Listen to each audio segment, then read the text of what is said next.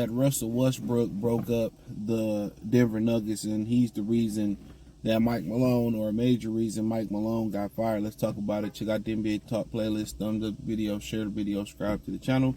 And basically, Mike Malone giving him favoritism rubbed players the wrong way. They had no issue giving, guys like Mike Malone giving Jamal Murray favoritism or giving Jokic favoritism, but they felt that Russell Westbrook coming in and getting favoritism is where they wanted to draw the line at. So, personally, you look at Russ. I mean, you hear people say he's a great guy. He's a Hall of Famer. I mean, some people say one of the best basketball players. I think he was top 75. I don't classify him as a point guard. I don't care what the assists say, but he's a hell of a player. And they had an issue because he didn't earn his stripes, and he wasn't how can I say it? He wasn't homebred, or he wasn't there before they won a championship, and they felt like he didn't pay his stripes. And that's what you gotta always worry about that when you work in team environments, is who gonna get jealous. When you work in a parenting environment, who gonna get jealous? How to manage personalities, or you treat him better than me, or why he can do this and I can't do this. You get that a lot. And obviously you think a guy like Russell Westbrook, he didn't win a ring and they maybe feel above him because he did. He's one of the greatest basketball players to touch a basketball.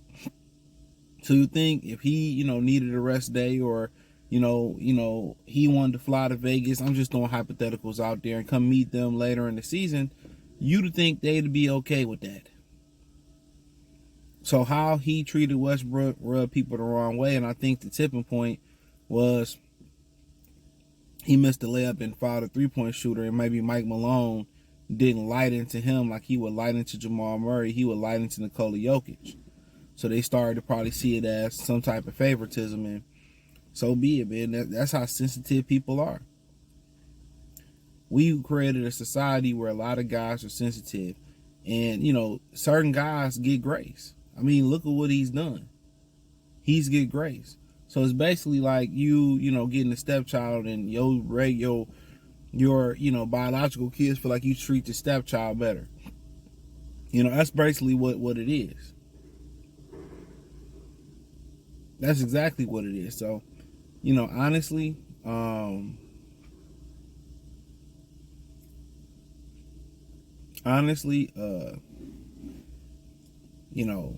to me that's petty, but I'm telling y'all, everybody always want to look in your yard and don't worry about how their yard go. And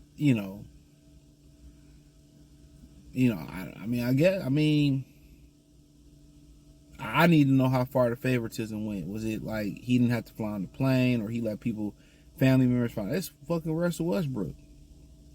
But a lot of people say wherever he go, issues follow. Whether it was in Houston and him and Harden, whether it was OKC, and most people said when he saw Durant get an MVP, he started competing directly with his teammate. I mean, you've seen that throughout history. Stephon Marbury and Garnett. Really, that was pretty much Marbury being jealous of Garnett getting that deal. And he couldn't get the deal because they changed the rule. He was jealous. He can dress it up however you want to. Oh, man, Minnesota was so cold. I didn't like being there.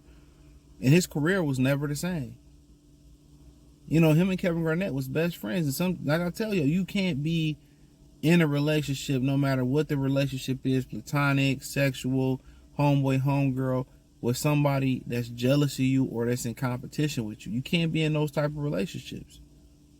Him and LeBron didn't fit. He became the scapegoat. And now this kind of validate what was said in OKC, him and Harden in Houston, in LA. Now this validates that with the Denver Nuggets. Now people saying, see, Russell is the problem. He is selfish. He does just pad his stats. Him coming to Denver, should he have special treatment? I mean, I feel like veteran players earn the right to do that. But if you ain't, earned the right there, you didn't come in with championship credentials, maybe that's what they're looking at. But that's a huge thing today. Everybody always worried about the next person.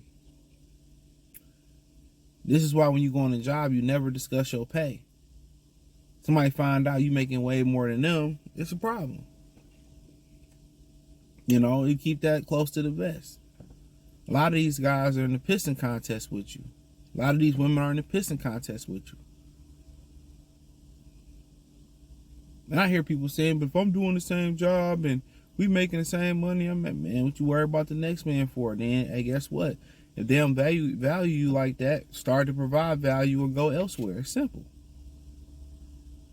Why continue to beg and you ain't receiving? Go where you will receive it at. But if that's what really tore it up, I mean, team with championship credentials, and I think, and it makes sense because the temper point was him missing that layup and following that shooter.